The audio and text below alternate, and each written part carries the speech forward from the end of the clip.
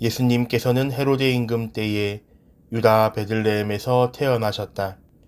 그러자 동방에서 박사들이 예루살렘에 와서 유다인들의 임금으로 태어나신 분이 어디 계십니까?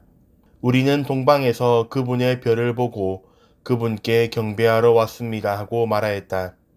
이 말을 듣고 헤로데 임금을 비롯하여 온 예루살렘이 깜짝 놀랐다. 헤로데는 백성의 수석 사제들과 율법학자들을 모두 모아놓고 메시아가 태어날 곳이 어디인지 물어보았다. 그들이 헤로데에게 말하였다. 유다 베들레헴입니다. 사실 예언자가 이렇게 기록해 놓았습니다. 유다 땅 베들레헴아, 너는 유다의 주요 고을 가운데 결코 가장 작은 고을이 아니다.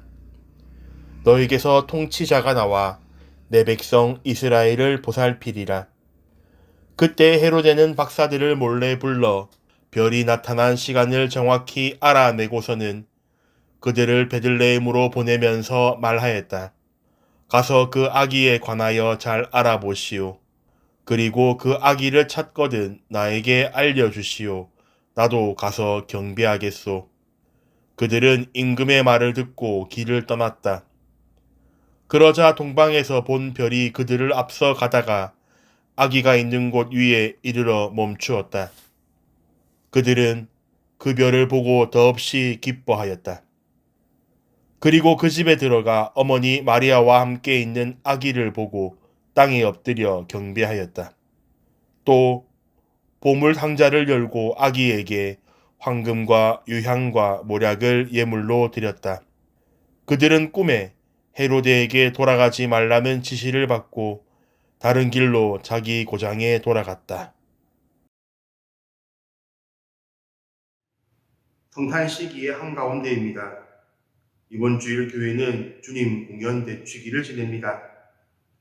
성탄 대축일이 목자들로 대표되는 이스라엘 민족들에게 구약에서부터 예언된 그 메시아가 오셨음을 드러내는 날이라면 오늘 우리가 지내는 공연 대축일은 주님께서 동방박사 세 사람으로 상징되는 모든 민족들에게 당신을 드러내심을 기념하는 날이죠. 교회 전통은 동방박사들이 아기 예수님께 드린 예물의 수에 따라 그들이 3명이었다고 전합니다.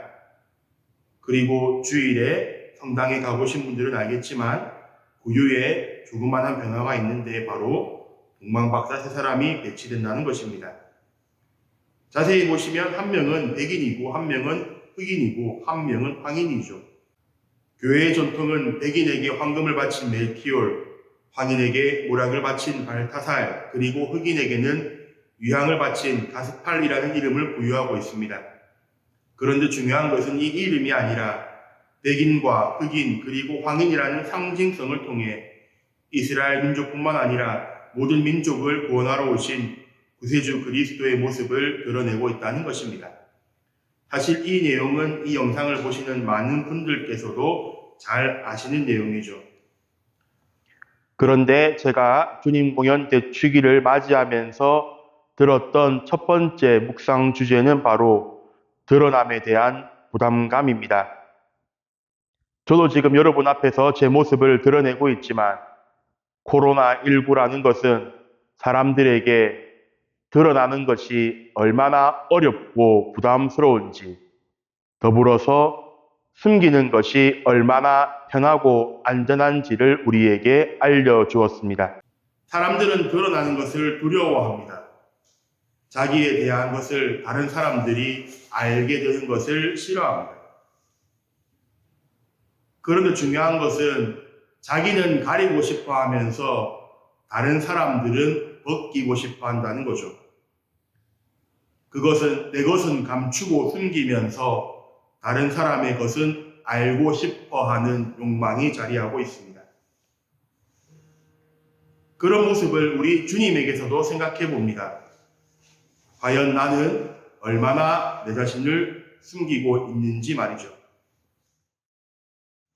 주님의 드러남이 공적으로 시작되는 이번 주일, 그들이 바친 제물은 주님의 삶 전체를 드러내고 있습니다.